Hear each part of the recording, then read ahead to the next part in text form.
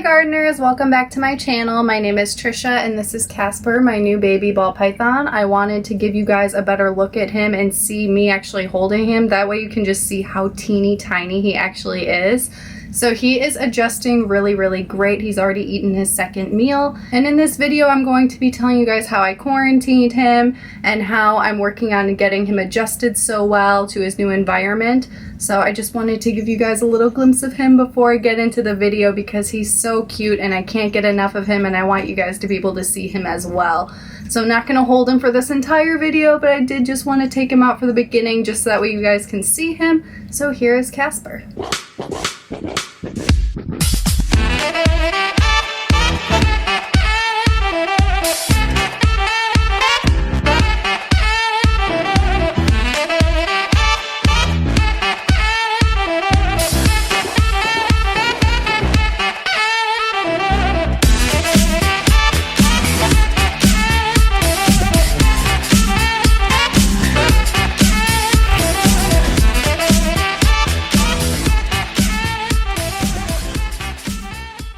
Alright guys, so I'm going to jump into the video now. I'm really sorry. I feel like this looks really bright and I have no idea how to fix it. So just bear with me for this video. I'm really sorry. And it's so bad because I'm trying to show literally a white snake, but everything is so white and bright right now. I don't know if you even saw Casper or not. So I took some extra clips just to be safe because I want you guys to see him because he's so cute and I am just so bad with technology, so please excuse all of my technological difficulties, and I'm going to jump right into the video now. So we are going to be talking about how to quarantine a ball python and basically some tips and tricks to get them adjusted into their new environment. So the first thing with quarantining any reptile, which you should do this with every single reptile that you bring home, not just a ball python, and that is that you have to keep it in a separate room away from all of your other reptiles. So this is very important, especially for ball pythons, because ball pythons can have mites. Not all reptiles are very commonly known to have mites. Like lizards tend to not get them as much, but snakes have the perfect scales for them to wedge themselves into, and they just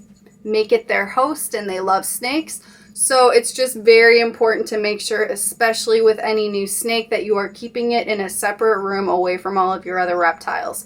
So that is what quarantining basically is. The best thing to do is to keep it as far away from your reptiles as possible. So what I'm doing with Casper is all of my reptiles are in the reptile room, which is at the back of the house. And I'm keeping Casper in the front of my house in the living room. So he is literally underneath my plant rack. I have all of my plants in my living room and he is just chilling out with the plants and my turtle Lulu. Everyone else is either in my bedroom or the reptile room, which is attached to my bedroom. So there's a good amount of distance in between the two, so I'm not really worried about anything. And that's the perfect place to quarantine Casper. So the second thing when quarantining a new reptile or a ball python is to wash your hands whenever you handle that reptile.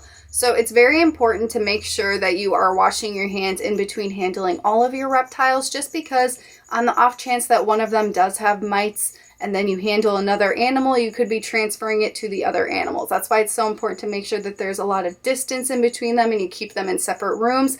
And then you can also be one that's transferring mites as well. So even if you go to a reptile show, it's best to wash your hands. Some people even shower and change all of their clothes by the time that they get home, just to make sure that they're not going to spread anything to their other animals, which is a really wise thing to do. It's better to be safe than sorry. So when you bring that new animal home, whenever I handle Casper, I'm washing my hands after every single time I handle him to make sure that if he does have something, I'm not going to be transferring it to any of my other animals. And now I did get Casper from Curious Creatures. They're very reliable and I do not think that he has mites or any type of illness.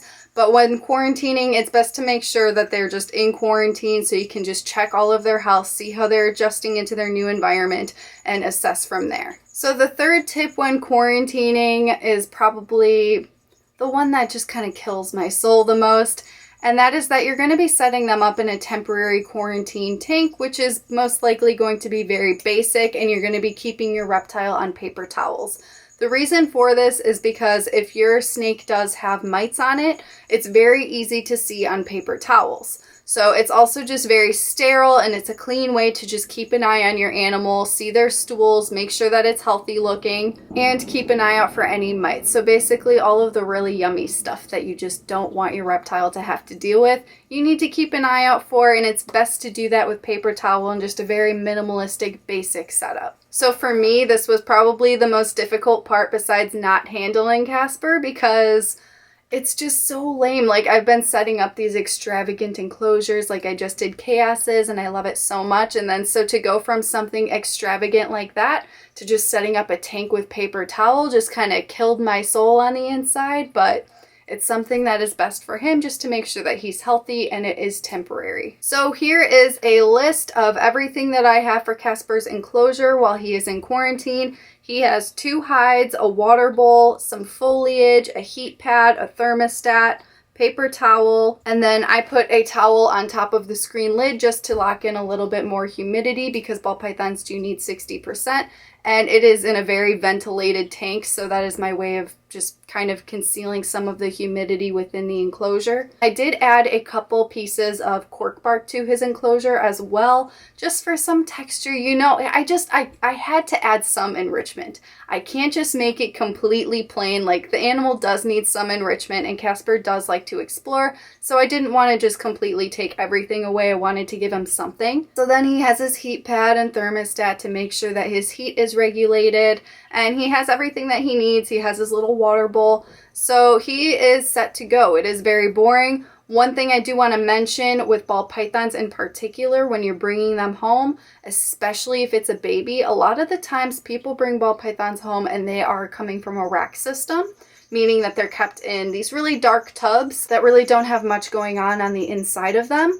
And that's completely normal for people that are breeding a ton of ball pythons. It's just the system, and that's how it goes. However, when you bring a ball python home into your new house and you're putting it in this empty looking tank with all glass sides that can see everything, they feel very, very exposed and vulnerable, and that can cause stress, which can cause them not to eat. So while you're trying to get your ball python adjusted, it's very important to make sure that you have proper hides. So the hides for a ball python should be very, very small and secure.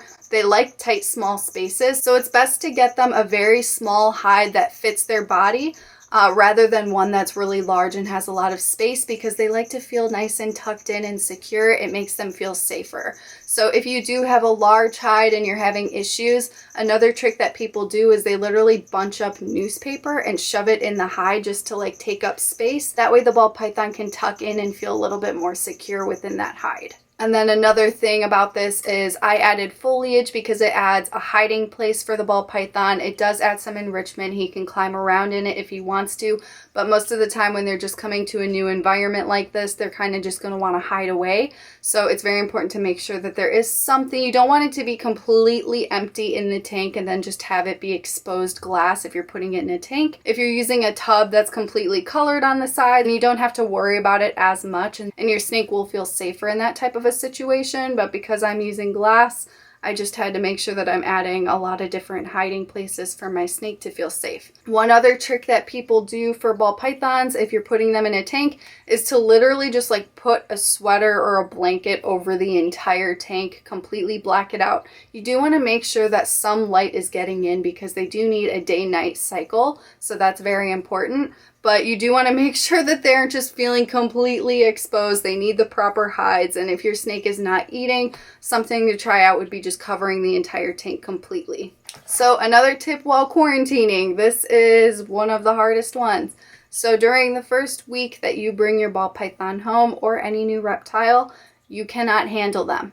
So you can handle them, put them in the enclosure, and then leave them alone for an entire week. The goal is you want them to feel secure, you want them to adjust, and you want them to eat their first meal after that first week. If they eat that meal, that means that they're adjusting well. Let them digest for 24 hours, and then you can handle them. So that is usually the rule to go by. It's the best thing to make sure that your ball python is adjusting well in its new environment and eating properly, and the stress levels are down. If you're going to be taking your snake out during that first week and handling them constantly and not allowing them to adjust, they're most likely going to be extremely stressed out in a situation like that, and it will cause them not to eat. That's why it's so important to just resist the urge to handle your snake during that first week. So then my last tip for getting a new ball python adjusted in quarantine is that once they have eaten, you can start to handle them, but you do want to keep the handling sessions very short.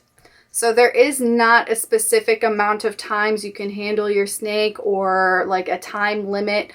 There's no rule book that just goes across for every single ball python, because every single ball python is its own individual. They can tolerate different things. Some of them are more tolerant than others. Some are more stressed than others. So it's very important to just pay attention to your snake. And the best rule of thumb is to just handle them as little as you possibly need to do. And if you are going to handle them, to keep the sessions very short. So if I were to come up with some sort of timeline to go off of, I would say that it is appropriate to handle your new snake 1 to 2 times a week for maybe 5 to 10 minutes tops. And again, you just want to pay attention to your snake. If they're very flighty, they're trying to get away from you, they start striking at you, it means they're stressed out in that situation. So you're going to want to just take it down a notch and do shorter sessions with them to make sure that they're adjusting and make sure that handling just isn't a traumatic experience for them. So those are some of my tips and tricks. These are what is working for Casper, my ball python, and some of the things that I used for Chaos when I brought him home as well. So if you guys have any other tips and tricks for getting a new ball python adjusted into a new environment, please go ahead and leave them in the comments. I would really appreciate it. And I hope that you guys enjoyed today's video, and you guys will see more Casper updates in the future. So thank you guys so much for watching this video, and I will see you guys in the next one.